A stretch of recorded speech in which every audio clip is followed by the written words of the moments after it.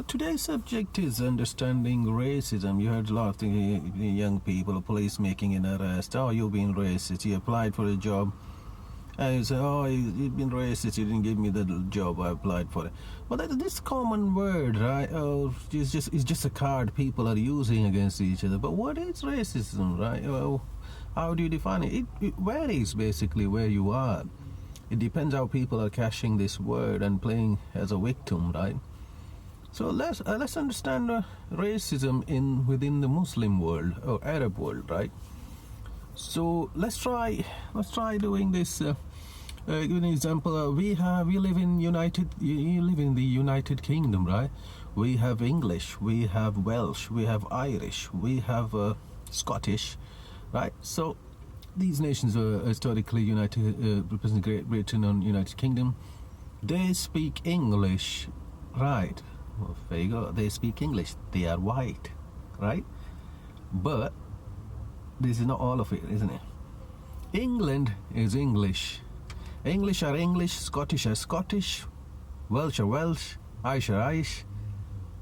Americans are American. Canadians, Canadian, right? So they all speak English, but they don't get on with each other. So let's apply this. We have an English civil war against the Irish, and English colonized the Scotland, and we have all these stories of medieval England being kicking off. So it's not necessarily racism doesn't apply to black versus white. It could be anything, right? So the definition is very vague and is different, right? I'm ethnically Pakistani, but I think Pakistani people are more racist to each other. Then they complain about white being racist to them. It is a fact. It's a fact. It's a scary fact. Let's go to the link to the racism in Arab world and racism in Muslims, right, among the Muslims. Let's try. Let's have a look at this picture. What do you think of? Look at this picture and what do you think of it? This is the Sheikh Mohammed Al Zayed, or whatever you call it, Dubai Sheikh, multi-billionaire. That's Sudanese civilian. Masai Mara and other galaxy black. It's not even black, it's galaxy black. It's beautiful black color. It's very rare gene. But they've been looked down by these people, and they're calling them all sort of things. I can't even repeat them because they're stealing Sudan resources, and UAE is funding the genocide in Sudan. Basically, let's be open. They're calling them monkeys, right? Which is very, very bad word, right? Because Islam has never preached that word. If you think about Muhammad sallallahu alaihi wasallam, peace be upon him, he brought universal brotherhood, right? He said no black is superior than white. Only the educated person has superiority, right? I mean, if you're educated. That time people couldn't read and write, and education was scarce, so that's what it's been said. So he's abolished slavery. So what kind of mentality is this? Why these Arab leaders are adopting this? Well, obviously Islam was spreading, and they've invaded different countries. So going back to Irish, English, and Scottish example, Arabs, they speak Arabic. Sudanese, they speak Arabic. But they are not Arab.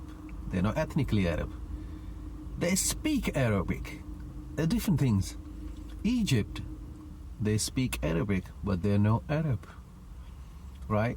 And Palestinian, they're white people. They're white, They're not Arab. They do speak Arabic, but they're not Arab. This is what the racism plays into Islamic world and Muslim world. Turkish, they're not Arab, but they're Turk.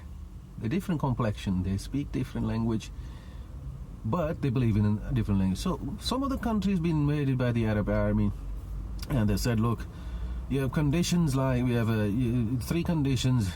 Accept to Islam, first condition. If you don't want to accept to Islam, to pay higher taxes or go to exile. These were the 3 harsh conditions. Even the Taliban will do exactly the same if they conquered England, let's say. So some of the countries, they accepted, they couldn't obviously pay. They had tax rate was very high with the Arab invaders. They imposed a very high tax rate, so they couldn't understand. They accepted Islam. Or there was no other choice because there was a superior army. But in Spain and Portugal and other countries, people resisted and they maintained their culture, right? And they maintained their culture and dignity. So this is a very important fact. in what is Sudanese genocide. Who's washing hands? All these people are washing hands. They're killing. They're supporting the RSF, the Rapid Support Force, and they want the Sudanese gold to be transported in Dubai. And basically, they're funding the genocide. They don't care if you're Muslim or you're non-Muslim. They want the resources as an invading force. This is very scary, right? Let's go back to the other previous subject. I mean, racism amongst the Pakistanis and as a Muslim within the culture. Let's say you've moved to England from Pakistan, right? And then you're demanding different things like we are a different culture. We need halal meat. We don't drink alcohol, it's not bad. We don't listen to music, it's halal. We need a different Sharia banking and all that. Well, that's very racist, to be honest, for English people or the native people. That's racist. So you move to from another country and you're demanding your way of living. That defy common sense. That doesn't make any sense. And there's another dark subject here. So you're saying that the local people, they are somehow inferior to you, right? Because you're distinctive. Halal food you want. You're a very hygienic person, and the local whatever eating pork and it's unhygienic. Well, they've been drinking since last 10,000 years. Beer was a part of a staple European diet, right? So you can't say that. You just came in from another country and you couldn't fix your problems there, which were racism, different things, right? Racism, and you were killing each other, basically, as a multicultural country in Pakistan. There's so much racism. You don't even know what racism means in Pakistan, because I came from Pakistan and I know what racism, how racist Pakistani people are to each other. How racist Muslims are to each other, right? So that's a very scary thing to do, in my opinion. Like, if you use your common sense, you're telling people that somehow your culture is inferior and my culture is superior because I've immigrated to this country and I need all these privileges. I think that's the wrong conception. You can't say that, and you can't mock their way of living, which is wrong, basically. Oh, I don't eat pork. Oh, all right, people eat pork. There's 1 billion, well, 7 billion people living. Half of them eat pork. China eat pork. They don't die. They don't drop dead. Or someone else eat pork. Half of the planet is eating pork. So they don't. They drink alcohol. Yeah, alcohol is a taboo subject in Muslims or another. Dog is not touchable, or they're scared of dogs. Well, basically, I would say they're pissed off, man. Seriously. Alcohol is, there's so many types of drinking. You can't put all the people who drink or touch alcohol in one box. They're alcoholics. There's moderate drinkers. They're occasional drinkers, right? There's a minority of trouble drinker, but not everyone is alcoholic in Europe or England, right? It's been part of their diet since last 10,000 years. There are medical sciences still researching, but they're a moderate drinker. They're allowed to even drink, with the limit of the drinking. So you can't be judgmental. This is what I'm saying. You need to understand what racism is. You can't just put your view or your perspective of racism, your version of racism, whenever it helps you. Let's say you've done something wrong. The police are arresting you because you have done something wrong. And you're telling that police being harsh and police are racist to me. No, you haven't done. You didn't do the paperwork with your car or road tax or MOT. That's why you've been arrested. You didn't have the qualification and experience in the job, and that's why you've not been selected. Well, certain jobs you shouldn't be getting. Yeah, obviously, the local. They should protect. They have the right to protect their way of living, cultural barriers, which is very obvious. You can't let this country overrun by people, right? Which is wrong. So there are cultural barriers and the protection. They're not racist. They want to protect their survival.